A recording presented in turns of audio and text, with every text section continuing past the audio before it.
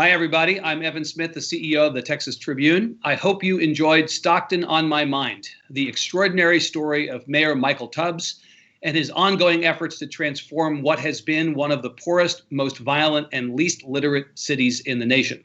Thanks so much to our friends at Alamo Drafthouse and our friends at HBO Max for making all this possible, and to AT&T for sponsoring both the screening and this conversation.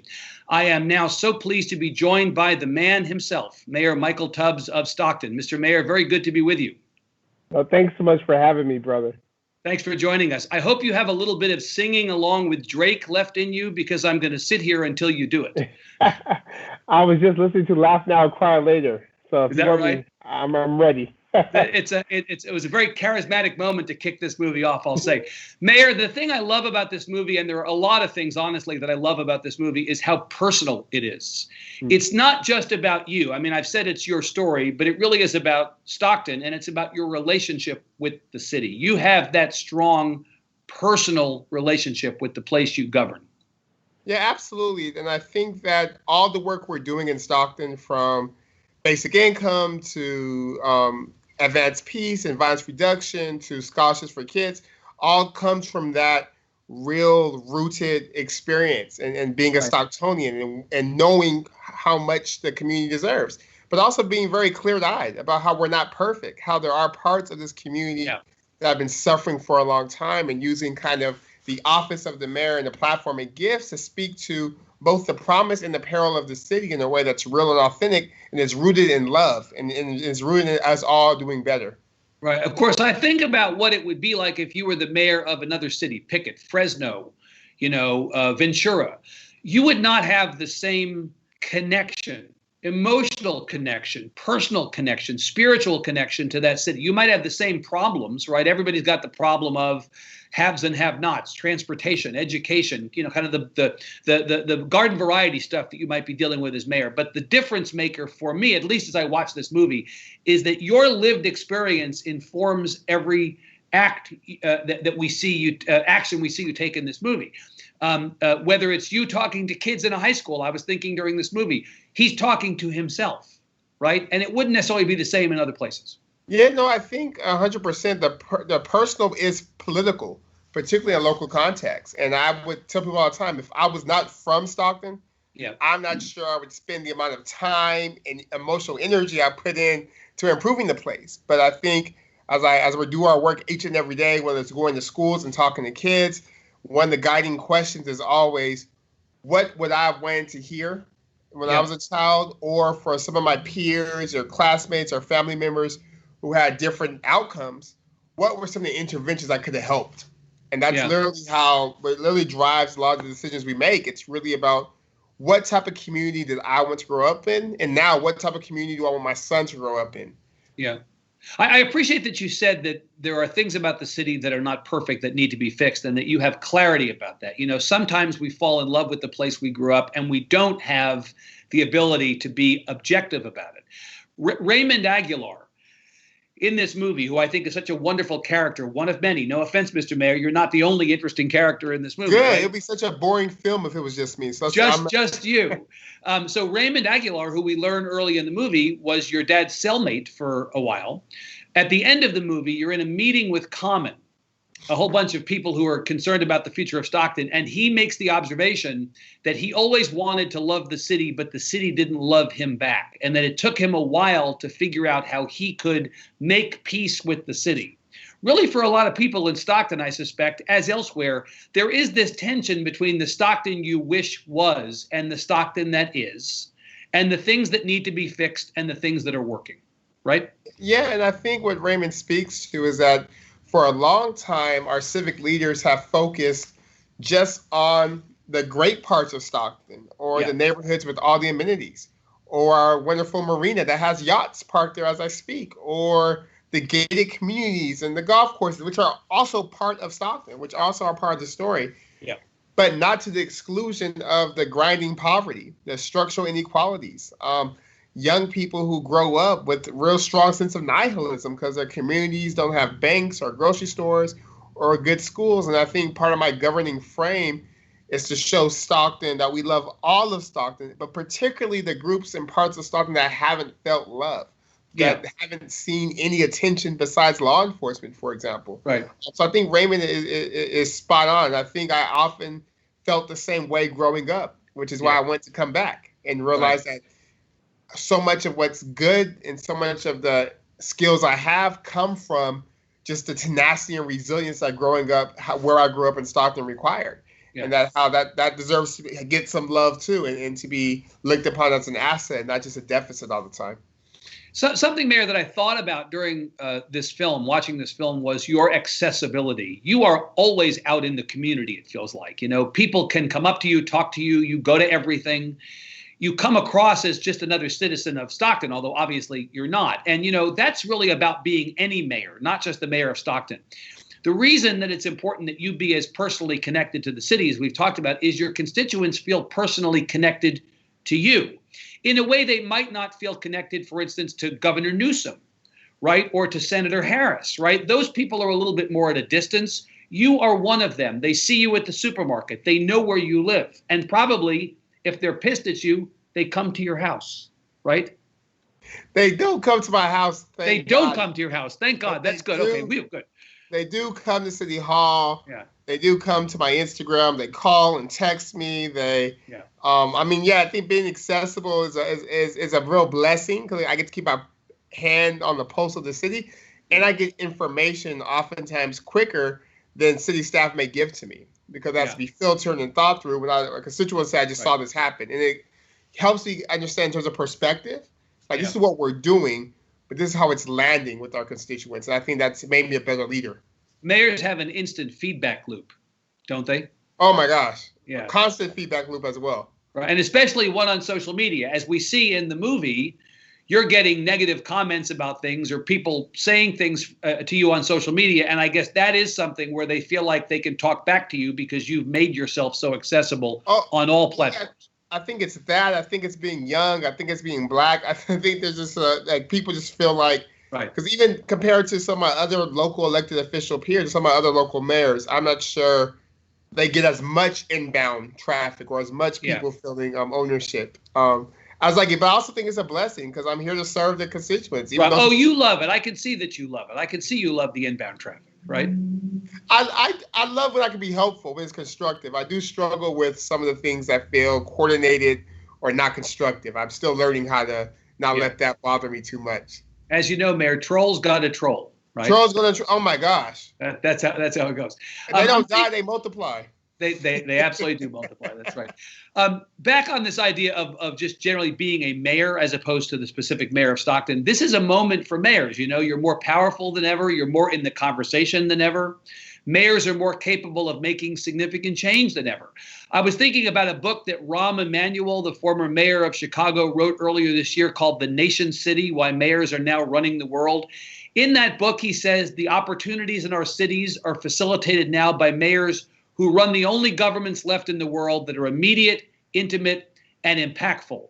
Pressing questions that are being asked today of national governments by the citizens of the world, the answers to those questions are found in cities and with mayors, right? You can do more now as a mayor, probably than you would have been able to do a generation ago. Do you feel that in Stockton? I think the position of mayor, people think it's like a Chicago or LA or New York. When most mayors, like the mayor of Dallas, I think, and others, are actually operating in the city manager form of government. So you have a lot of power from the position. But in terms of formal authority, if you're not a strong mayor, you're not able to rule by edict or you have to do everything by consensus. But at the same time, I think because the position of mayor, what people think the mayor does, it gives you a lot of cachet because you're always on the news. You're always in the newspaper. You get to help drive the discussion, which I think is very powerful, and to build partnerships. I wish in an ideal world in Stockton for Rahm Emanuel's prognosis to be true, I would need to have some of the county authority as well, because what we're seeing is so much, particularly in this time, so much of the issues are with solutions are with kind of public health departments, which are county functions in most cities. Unless you're San Francisco, where the mayor actually has county government and city government. I think in that way, that's nimble government that's responsive to the direct needs. But we still have some of that authority, but a lot of it takes a lot of influence and relationship and consensus building to actually get to the outcomes that our constituents want to see tomorrow or yesterday, really. But of course, I think, Mr. Mayor, you have the ability to set an agenda. At a minimum, you can tee up the conversation. And here I'm thinking of the universal basic income, which is a big component of the narrative of this story. In theory, this is not something that should be the purview of the mayor or the responsibility of the mayor. This is a more structural societal issue. But again, the people above you in the food chain have largely fallen down on the job. So economic inequalities fall to you, right, to solve. Yeah, and I think to that point, this past July, I launched a group called Mayors for Guaranteed Income. Yeah. Where we have 25 mayors from across the country, including Mayor Garcetti, Mayor Bottoms, Mayor Benjamin in South Carolina, Mayor Carter in St. Paul, Mayor Lumumba in Jackson, Mississippi. Just a group of mayors, Mayor Jorge in Providence, Mayor Cantrell in New Orleans, just a bunch of mayors who are saying, you know what? We want to see federal action on this policy, and to get there, we'll do pilots in our city to force a conversation about why is this not happening at a national level. So absolutely, to your point, I do agree that cities are the laboratories of democracy, and if we can't do everything by policy, we can at least test the ideas and help drive the conversation in terms of what our national priorities should be. You're naturally disruptors, right? Because you have the ability to be. What is the phrase that you used in the movie? Upset the setup, right? 100%. We have to upset the setup, meaning we have to change everything in the status quo that's not working. Right. Or else, why else be elected? Like you could do, you could literally do something else, not do anything, and have much less stress, get much more sleep. So if you're going to be elected, you should do something. Well, I have to give you a lot of credit because I was watching this movie and I thought to myself, wait a minute, I thought Andrew Yang was the George Washington of the universal basic income, but it turns out you were kind of out in the water on this before we've ever heard of Andrew Yang as a presidential candidate, right? Yeah, we had talked about this since October 2017 that we were going to do it. Yeah. And I think, and then I would say I learned about basic income from Dr. King, who was talking about this in 1960. Right, it goes back a long time. Who drew upon it from Thomas Paine, who drew upon it from another philosopher. So I think it's a idea whose time has come, and I'm just very thankful for the opportunity, along with Mr. Yang and others, to be part of the people driving this conversation. Right. It's good to have allies in the fight. In any case. Yeah, 100%. Yeah. Have you been a good mayor? Do you think you've been successful? And are you as clear-eyed about your own lack of success where there's been that as you are about the city? Yeah, I think that I think pound for pound, looking at outcomes, I'll put my record as mayor against any other mayor in this country over the last 4 years, honestly. And that's not a cocky statement. I think me and my team have worked incredibly hard to deliver. And I would also say the only thing I think we could have done a much better job on is communicating everything we're doing. But on everything we have direct authority on, we've seen significant improvements. We led the state in decline officer-involved shootings, 40% reduction in homicides. Second was fiscally healthy city, etc. I mean, we have a lot of work to do on homelessness. Yeah. But part of it was because I came into the city with no strategic plan and no resources. So I spent 2 years working with the governor to get resources for homelessness, which we got this year, and another 3 years working with the county, who has the authority. So I think that was probably the one thing I wish we had did better on. But in terms of formal authority, I've exceeded what it's on paper in terms of what the mayor should do. So no, I'm very proud. If I thought I was doing a bad job, I wouldn't run again. But I think clear-eyed what to improve on. Just communicating more, what we're doing, why we're doing it, and before moving on to the next thing, making sure the public understands the thing we just did and why it's significant and how we may not see it's not going to get better tomorrow. But next year, the year after, it will. Yeah. You know, I think about this year. We've alluded now a couple times to the way that 2020 is such a singular year and how we're in this extraordinary moment. I want to ask you about the three big things that have been driving the national conversation this year, because you as a mayor are feeling the effects of those things on the ground. The first is the pandemic. Obviously, California has seen spikes at various times over the last couple of months. It was good for a while, and then it got bad, and seems to be getting better. But can you give us a sense of what life is like in Stockton as it relates to the pandemic? It occurred to me, I don't see anybody with a mask in this movie. It's because the filming all happened right before 2018. It was a whole different world. Right. So Stockton is in a county which has a number of more conservative supervisors who haven't been really aggressive or forward-thinking in terms of the public health response to COVID-19. So as a city, we've done everything we can with our limited CARES Act dollars to help people provide PPE. Well, it's been difficult in terms of, I put a mask ordinance on the council agenda. That was voted down because people were saying, well, the county's not making it happen. Why should we? And the county supervisors were saying, well, the president's saying that masks aren't necessary. Why are we doing this? Yeah. It became a very public spat, actually. Just last month, we had a big outbreak of COVID-19 cases with our migrant farm worker community, which is predominantly Latino, because they weren't given the PPE, because the messaging it wasn't that serious, that we're just opening up really soon. So no, we definitely have real struggles with sort of COVID-19 in terms of community spread. That's getting better, but it should never got this bad, frankly. If we had listened to the science, it did just common sense things, but also just the economic impact with our small business owners and small businesses really feeling the pain. So much of our community are essential workers, so they're literally putting their health on the line for very little money. So COVID-19 has been a big focus, but I think it's forced us as an office and as a city to be much more better at communicating, much more better at explaining. And I think through from March through, I think June, I was on Instagram or Facebook Live every other day, just talking, doing town halls every week for people to call in, just because we realized getting the information out during this time was important. And as a city government, I'm happy to report that we made no furloughs, no budget cuts, no service cuts during this time because of our good budgeting practices the previous 3 years. But no, COVID-19 has been life since March.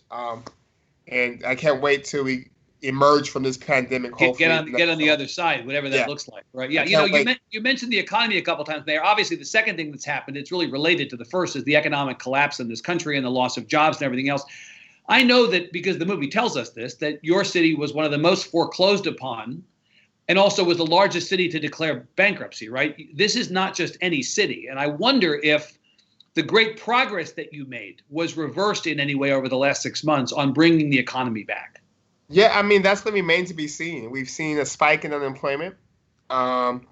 We know that our small businesses are hurting, so we're doing everything that we can to mitigate those impacts. But we know there will be impacts, and that's why programs like the Basic Income Program are so important. Yeah. And that's why sort of how we're using our CARES Act dollars to provide not loans, but grants to small businesses and grants to landlords and grants to renters so that we're able to at least do a maintenance of effort and not go backwards. Because as you mentioned, we had just rebounded from the Great Recession of a decade ago. Right. And then, Mayor, of course, the last thing that everybody is still grappling with and will be grappling with, and it's not a new problem, is the aftermath of George Floyd's murder and Breonna Taylor. And now we have Jacob Blake in Wisconsin, this reckoning over race. I wonder how that has impacted your community specifically, and how you personally, as somebody who is a family member of a victim of gun violence, have felt about this. Kind of put this a Stockton perspective on the events of the last few months. Yeah, so for the past several years, I've been blessed with a really great police chief who, since 2013, when I was on city council, has leaned in on the need to transform what policing looks like and to really recognize past and present harms and racism in policing practices and on behalf of some officers.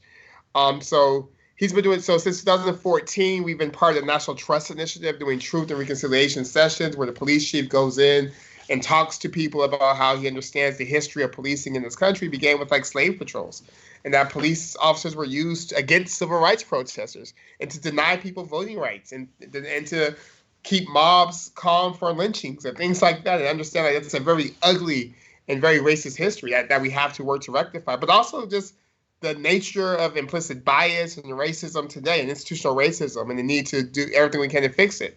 So we've done policy changes, et cetera, and that's why we led the state in the kind of officer-involved shooting. So when George Floyd happened, in fact, I was heartbroken as a Black person, as a human being, as an American, et cetera. But I was nervous in terms of the protest because I was like, well, in Stockton, we're trying to improve, but I don't want something happening elsewhere to impede on the progress we're making here. But we saw with all of our protests, we used no rubber gas, no tear gas, no rubber bullets, no curfews, no National Guard, and we had over 30 protests. But it's because the intense relationship building and conversations we were having on these topics before there was a crisis, understanding that even without George Floyd, there needed to be significant reforms in how we think about policing, because it's been an institutional problem for a long time.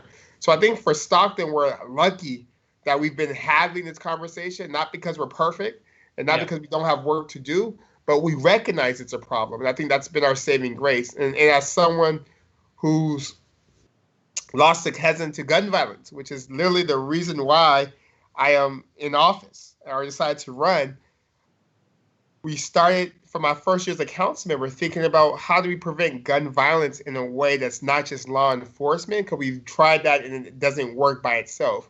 And that's why the programs in the film, from the Advanced Peace Program to our ceasefire program, are all focused and geared on how do we talk to the young men most likely to be at risk as victims and perpetrators. And I tell people all the time, my cousin was murdered. So I know the pain, and I'm saying these young men deserve a second chance, that these young men deserve the chance to live a life of dignity and to have the opportunity to make significant changes if they want to. And as a community, that's the best investment we can make, because they're not going to disappear. We just can't wish it away. We can't just incarcerate it away. We have to invest. And that's why I think we've seen a 40% reduction in gun violence in our city. Yeah. It's great to see that the work being done well in advance of all this has proven to be successful. That's to me, it's, as you say, you didn't wait for a situation.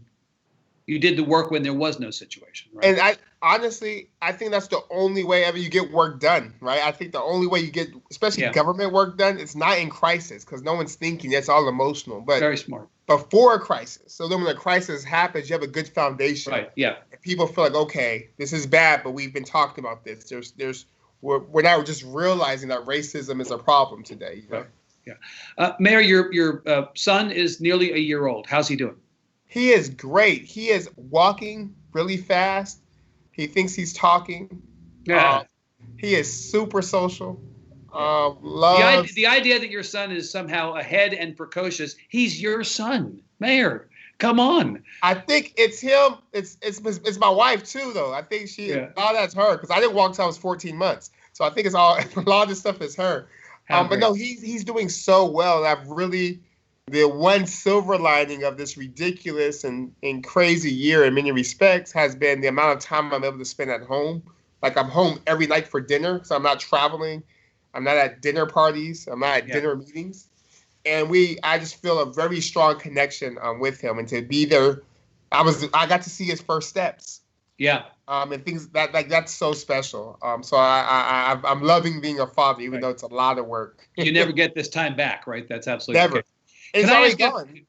It's a year already. It's like, whoa. Already amazing. How could it have been a year already? Right. Can I ask you about your own dad? So at the end of the movie, I'm very moved by the discussion of your dad, your relationship with your dad in the movie, and the scenes of your dad in jail talking about you and talking about his life. At the end of the movie, we learn that your dad's going to be in jail for a period of time longer. And you say that it's important for you and for your son that he have a relationship with your dad, right? And that he understand who your dad is. Can you talk about your dad, how he's doing, and kind of how you process all this now? Yeah, well, I would say, and shout out to Marc Levin for this, because I was actually very uncomfortable at first with my dad in the film. I was like, well, I don't see what this has to do with what we're doing in Stockton today, et cetera. But actually, like, I didn't know why he was incarcerated, for example, until I saw the film, which is kind of wild. Is that why you learned why your dad was in jail? Because of the film? Yeah, I had no idea of at least what he said were the causes behind his incarceration. Yep. And I think because when you grow up and you hear your dad has 25 to life, you automatically think your dad murdered somebody. And I was like, I don't want to know if that's true. What does that say about me? And who am I? Like, if my dad's a murderer. So I never asked. I never, as curious as I am, I've never asked. Like, I never did research. I did not want to know. So I felt like a jerk a little bit for not knowing kind of the why. And I think it put things like basic income. Like, I was like, oh my gosh, like, imagine having an income floor and maybe the decision to rob a rival gang member for money to pay for your daughter's funeral wouldn't need to be an option because you had a floor. So I think the film's made me much more empathetic and much more understanding. And gave me an appreciation for my dad as a person and an understanding of how it's not fair for everyone's image of him to be through the eyes of a confused and angry 12-year-old who just wants his dad, right? So in terms of his relationship with his grandson, my son, I do think that's important because my son will grow up being the son of a mayor of Stockton and a mom who's an author and PhD from Cambridge who both met at Stanford. Like, that's just a level of privilege and social capital that's just radically different. So I think it'd be important for him to understand where he comes from and understands that sort of the work that went into and the significant breaks and opportunities that were afforded to allow him to have the life that he has, and for him to have an appreciation for all parts of his identity, including his grandfather, who was incarcerated when he was born. And I hope that they have a way better relationship than I have, and he just knows his granddad as his granddad, as not some character in an essay and not some character and some mystical character you conjure up because he's not present, but someone that he knows as his grandfather who plays with him and buys him toys and spoils him. And I'm really excited for both of them to have that. Right. Mayor, we have just a couple minutes left. Let me ask you about the election. I mean, you are a political person, even though we're talking about the important work you're doing on the ground in Stockton, but you are somebody who pays attention to the larger world and cares about politics. How important is this election? We in the press talk all the time about how every election is the most important election ever. Is this one really the most important election ever? I think if on any kind of spectrum, if you look at sort of the unprecedented level of foreign interference in American political affairs, if you look at the level of corruption and graft, if you look at relationship building with dictators, if you look at 190,000, America has the worst. I was reading an article that said Brazil and India were fighting for the second worst COVID response in the world. And of course, my question was, well, who's first? America, a fifth of the world's COVID deaths, it only makes 5% of the population. If you look at the white nationalists parading openly in our streets, and you have unmarked police, quasi-military officers kidnapping protesters, if you look at the level of civil unrest, if you look at our economy on the verge of a depression, like, this was not 4 years ago. This has happened precisely because of who's in the White House and who is leading the Senate. So this is absolutely the most important election in contemporary American history because it will really dictate if we're going to be a democracy and a republic for that much longer, to be frank.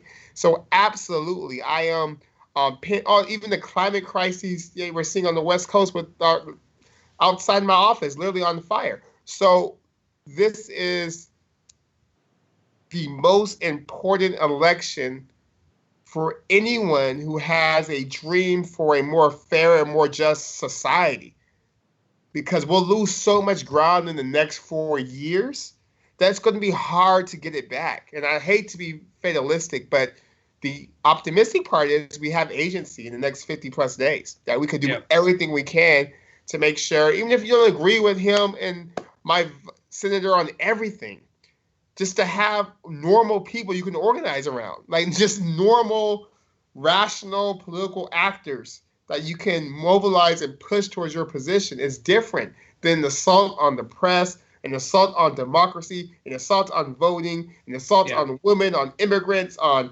Latino people, on Muslim people, on Black people. It's just incomprehensible, and it has to change. So who are you voting for? Just kidding.